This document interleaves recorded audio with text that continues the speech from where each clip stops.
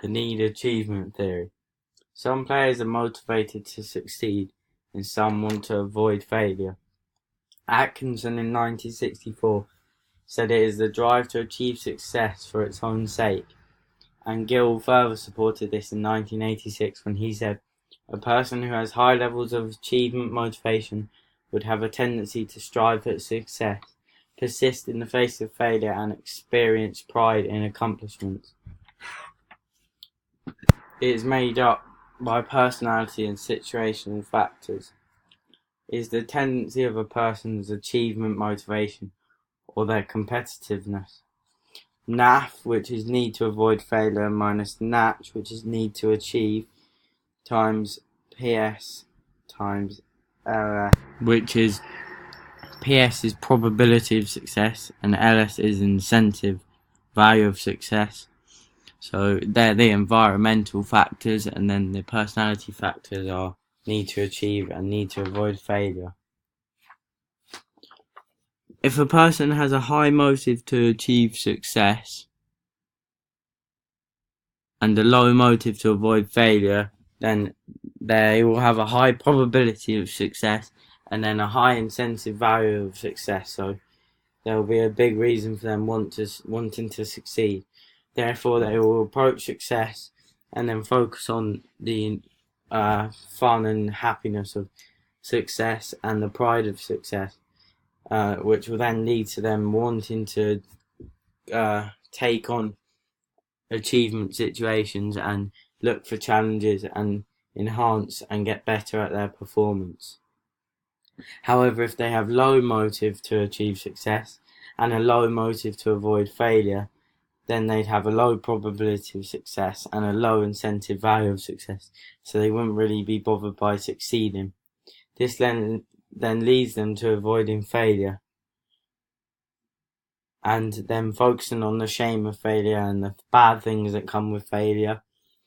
Then their behaviour would be to avoid achievement situations, not take on challenges and stay away from any risk, and they would perform badly.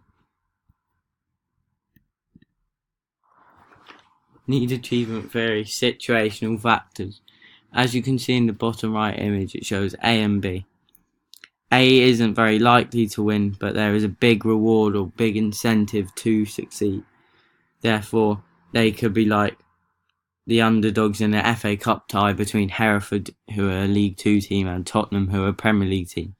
Hereford are expected to win, therefore they have nothing to lose, and if they win it will be a big upset and a big scalp for them. Whereas B should win, but they don't get much if they win. There's not a big incentive to succeed. Therefore, for Tottenham, they wouldn't be too bothered if they've won, as they've only beaten a League 2 team. Therefore, they might not try hard enough, leading to a cup upset. There are many different factors. For example, for a high achiever, there would be high motivation for success and low motivation to achieve failure, whereas for a low achiever, there would be less motivation to succeed but higher motivation to avoid failure. A high achiever would seek out a challenge, whereas a low achiever stays away from challenges.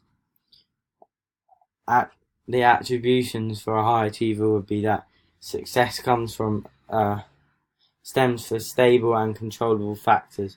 Failure is outside of their control. Whereas for a low achiever, if they were successful, they blame it on instability and factors outside of their control, and failure is within their control. A high achiever would set specific goals for a task, whereas a low achiever just has general outcome goals, like winning a game. Whereas the high achiever achievement would be competence is in their control, so they're good enough to control how well they play, whereas low achiever perceives that their competence isn't very good, is low, so therefore their achievement is outside their personal control. They can't control how well they do because they don't think they're very good. And a high achiever would do well in evaluative conditions of performance, whereas a low achiever would play badly in evaluative conditions. Need achievement theory, emotional responses. Emotions, these are emotions linked to success, like pride or failure, which guilt or shame. When John had a high need to achieve focus in his swimming lessons and with his brothers, he maximised and concentrated on pride. Therefore, he got this by improving and going up from 25 metres to 50 metres. But when John joined his GCSE lessons, he had a high NAF focus as he was limiting or avoiding the shame of getting low grades or not being as fast as the other swimmers. He did this by skipping swimming lessons, so he didn't do badly compared to the others and feel ashamed. There are ways that you can improve your need to achieve or NAP strategies. These are positive feedback because they increase pride, so John's swimming coach, parents or brothers could tell him he's doing well, that will make him feel proud. Reinforce effort or achievement, so give John reward or just tell him he did well if he puts a lot of effort in. Set John achievable goals, like for example 50 metre swimming or a certain time that he can get, but it's not too hard. Ensure that probability of success is good, because then you can gradually increase the task difficulty as John gets better at swimming. So don't put him in a race with loads of good people, put him in a race with people at similar level to him. And then as he gets better, you can increase the level of the other swimmers. Make sure the tasks are a challenge. So make sure he's not just doing it really easy, otherwise he's not going to be developing. And also give him a high incentive value on success. So make sure he knows what success means and why he wants to succeed.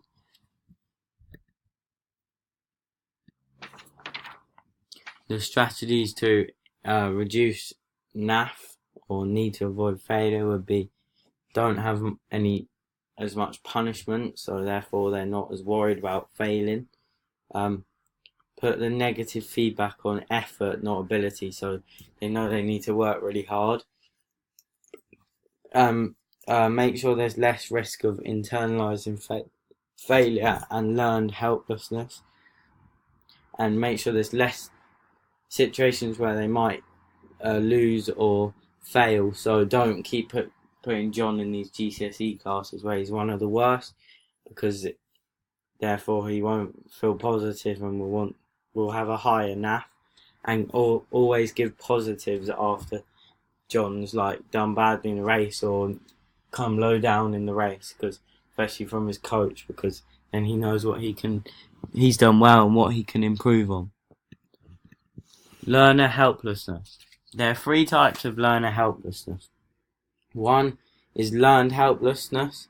This is a belief which is thought by the performer across time that they're not good enough, so they can't control what happens, and therefore the failure won't be able to be avoided. They feel hopeless and that they're always going to fail. So for example, this is John in his GCSE swimming lessons. He always thinks he's going to fail in these lessons. There's also specific learned helplessness, which is where a person attributes difficulties as internal and stable factors, so therefore they might put it to one specific sport. So like John might be good at rugby, but in his swimming lessons he's not very good. So and the final one is global learned helplessness. This is where a person altogether just thinks they're rubbish at every sport, and they attribute failure to internal unstable factors. So they'll just say, I'm useless at all sports, won't join in any PE lessons, any sports. Fixed mindset. Dweck in 2008 came up with a fixed mindset theory.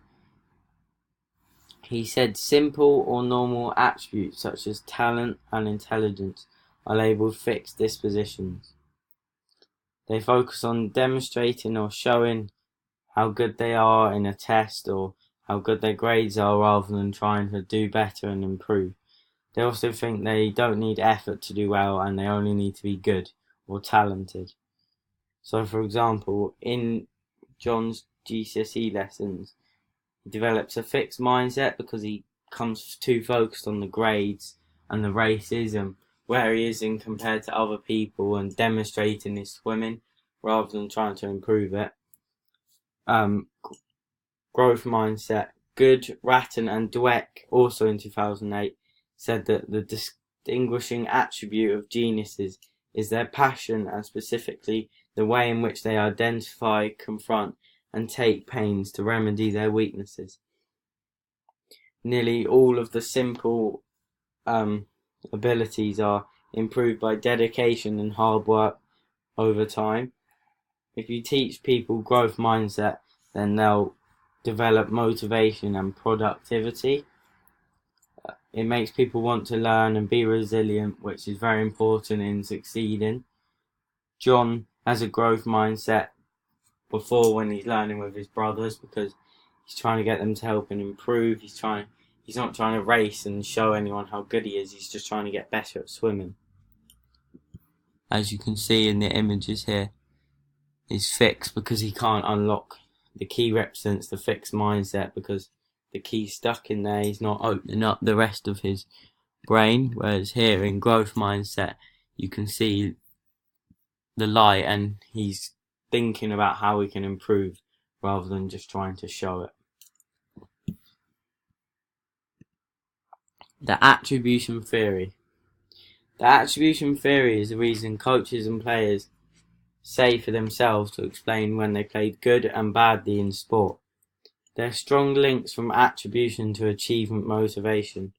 Weiner in 1982 and 1992 said attribution is the process of describing reasons for causes to events and behaviour. The effects of attribution are future performance, effort and participation. The image in the bottom right shows Weiner's attribution theory. High achievers who win a lot will have, for success, they'll blame it on ability and effort, which will go in the top left box, in internal stable. Whereas they would blame defeat on luck and difficulty, which will go into the bottom right unstable external section. Whereas low achievers who lose a lot would blame success on difficulty and luck. So if they won a game of football, they'd say, oh, we got a lucky refereeing decision, or it wasn't the opposition's day, or we got a deflected goal, something like that. Whereas if they lose, they'd blame it on their ability and effort in the internal stable section. So they basically say that they lost because the opposition were better and they're not very good at football, for example.